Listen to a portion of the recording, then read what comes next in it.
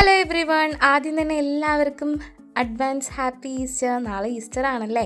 അപ്പോൾ ദേ നമ്മൾ ഇന്നൊരു അടിപൊളി ഫ്ലവർ ഉണ്ടാക്കുന്ന ഒരു വീഡിയോ ആയിട്ടാട്ടോ വന്നേക്കുന്നത്. അടിപൊളി ഫ്ലവർ എന്നൊക്കെ പറയുമ്പോൾ നിങ്ങൾക്ക് കണ്ടാൽ തന്നെ മനസ്സിലായി കാണുമല്ലേ.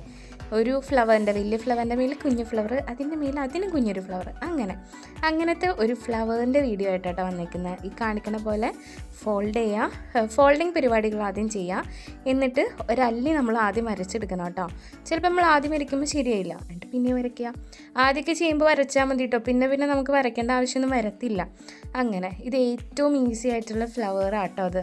ഇത് പിന്നെ നമുക്ക് ഒട്ടിക്കണം ഒരെണ്ണത്തിന് മേലെ ഒരെണ്ണം ഒട്ടിക്കണം, അല്ലാത്ത പക്ഷം വേറെ ഒന്നും ചെയ്യണ്ടല്ലോ. അങ്ങനെ പിന്നെ ഒരെണ്ണത്തിന് നമ്മൾ ഫുൾ ഷീറ്റ് എടുത്തെങ്കിൽ അതിൻ്റെ ഹാഫായിരിക്കണം അതിൻ്റെ മേളിലുള്ളതിന് എടുക്കേണ്ടത്.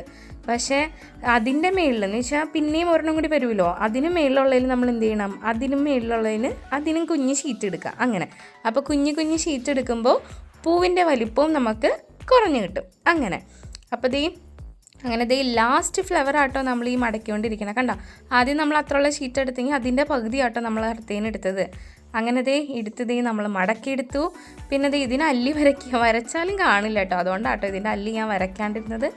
അങ്ങനെ നമ്മൾ ജസ്റ്റ് ഒന്ന് വെട്ടി കൊടുക്കുക. എന്നിട്ട് എന്ത് ചെയ്യണം, ഇതിൻ്റെ അല്ലികളുണ്ടല്ലോ, എന്താ പറയുക, അത് നമ്മളിങ്ങനെ കത്രികയും കൊണ്ട് ജസ്റ്റ് ഒന്ന് നൈസായിട്ടൊന്ന് ഇത് ചെയ്ത് കൊടുക്കുക. അതിപ്പോൾ നമുക്ക് കാണുമ്പോൾ മനസ്സിലാവും കേട്ടോ. ഇങ്ങനെ ചെയ്തെടുക്കണം കേട്ടോ. ഇങ്ങനെ ചെയ്തെടുത്താൽ മാത്രമാണ് നമുക്കൊരു എന്താ പറയുക, കാണുമ്പോഴുള്ളൊരു ഭംഗിയുണ്ടല്ലോ ഫ്ലവറിന്. അല്ലാതെ റഫായിട്ടിരിക്കുമ്പോൾ ആ ഒരു ഭംഗി കിട്ടത്തില്ല നമുക്ക് ഫ്ലവറിന്. അപ്പോൾ ഇങ്ങനെ ഫോൾഡ് ചെയ്തൊന്ന് കൊടുക്കുക, ഫോൾഡല്ല ഒന്ന് ഇത് ചെയ്ത് കൊടുക്കുക.